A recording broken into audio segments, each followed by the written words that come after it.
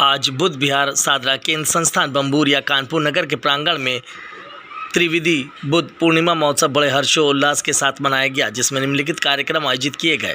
त्रिविधि बुद्ध पूर्णिमा अर्थात वैशाख माह की पूर्णिमा को राजकुमार सिद्धार्थ का लुम्बिनी वन में जन्म हुआ। इसी दिन सिद्धार्थ को बौद्धत्व प्राप्त हुआ और वह सम्यक संबुद्ध बने। इस दिन भगवान बुद्ध 80 वर्ष की आयु प्राप्त कर कुशीनारा में परिनिर्वाण को प्राप्त हुए। धम्म उपासकों की उनके धम्म के प्रति लगाव का मूल्यांकन कर धम्म सेवा स्मृति पत्र ट्रस्ट के मुख्य ट्रस्टी द्वारा प्रशस्ति पत्र प्रदान किया गया, जिसमें भिक्षु दीपरतन का परिश्रम सराहनीय रहा। उन्होंने धम्म के महत्व को उपासकों को समझाया। मुख्य ट्रस्टी भिक्षु दीपांकर ने बताया, प्रातःकाल पूजा वंदना एवं धम्म देशना, फिर दोपहर में भिक्षु संघ का भोजन दान, शाम को धम्म प्रवचन, फिर उपासक उपासिकाओं का सम्मान समारोह किया जाएगा। कार्यक्रम का संचालन भिक्षु ज्ञानदीप ने किया एवं भिक्षु खेमानंद जी ने मानव जीवन का मंगल कैसे हो विस्तार से बताया। इस मौके पर मुख्य रूप से श्रामणेर आशीष बोधि तथा उपासक प्रेम कुमार आदि लोग उपस्थित रहे। देखिए खास रिपोर्ट कानपुर से। बुद्ध विहार साधना के संस्थान ट्रस्ट का मुख्य ट्रस्टी हूँ। आज बुद्ध विहार साधना के ट्रस्ट के तत्वाधान में भगवान बुद्ध की बुद्ध पूर्णिमा कहते हैं, बुद्ध जयंती नहीं बोलते।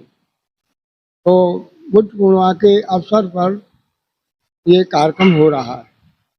आपको पता ही है, भगवान बुद्ध का जो पर्व है, ये 3 घटनाओं से बुद्ध पूर्णिमा बोला जाता है। पहली घटना सिद्धार्थ का जन्म, दूसरा बुद्ध का जन्म। बुद्ध और सिद्धार्थ दोनों में अंतर है। सिद्धार्थ वो हैं जो लुम्बिनी में जन्मे थे, तो बुद्ध वो हैं जिन्होंने बुद्धत्व प्राप्त किया बुद्ध गया में, पीपल के पेड़ के नीचे, तभी वो बुद्ध हुए। तो 2 घटनाएं ये है। और एक वो है जब उन्होंने महापरिनिर्वाण प्राप्त किया, तो इसी वैशाखी पूर्णिमा की तिथि थी। तो 3 घटनाओं के कारण से इस तिथि को बुद्ध पूर्णिमा के नाम से पूरा संसार जानता है। भगवान बुद्ध का जो उपदेश है समतावादी है। उन्होंने कहा संसार में सब बराबर है, न कोई छोटा है न कोई बड़ा है। यदि कोई ऊंचा नीचा बड़ा होता है तो आदमी के गुणों से आंकलन किया जाता है कि वो इंसान कितना गुणी है, कितना श्रद्धावान है, कितना धैर्यवान है, कितना जो है गंभीर है। उन बातों से उस मनुष्य का, उस व्यक्ति का व्यक्तित्व समझ करके ही उसको लोग सम्मान देते हैं। यहाँ बहुत से लोग प्रश्न करते हैं कि गौतम बुद्ध को भगवान क्यों कहते हैं। वो लोगों ने पाली साहित्य नहीं पढ़ा है। जो इस प्रश्न को उठाते हैं उन लोगों ने पाली साहित्य नहीं पढ़ा। पाली साहित्य पढ़े तो उन्हें सब पता लग जाएगा। देखिए हम लोग पढ़ते हैं, शुरू करते हैं बुद्धं नमामि, धम्मं नमामि, संघं नमामि, 3 को हम नमन करते हैं। और उसके बाद में हम लोग बोलते हैं नमो तस् भगवतो अरहतो सम्मा सम्बुद्धस्स। बोलते ना, क्या है? नमो माने नमस्कार, तस् माने तथागत, नमो तस् भगवतो भगवान है, नमो तस् भगवतो अरहतो जो अरहत है, सम्मा सम्बुद्धस्स। 4 गुणों को लेकर के 4 नामों से हम तथागत बुद्ध को नमन करते हैं। अब सवाल ये है कि तो बहुत बड़ा विषय है सम्यक संबुद्ध का और तथागत बुद्ध का है। ये विषय बड़े हैं, है ना। भय धन अंत, ये तो बात समझिए। भय धन अंत, जिसके सारे भय दूर हो गए, शंकाएं दूर हो गई, किसी प्रकार का कोई भय ही नहीं है ना, सारे डर से मुक्त होगा। दूसरा भाव बंधन से मुक्त हो गया, आवागमन से, पुनरपि जन्म पुनरपि जननी जठरेशन।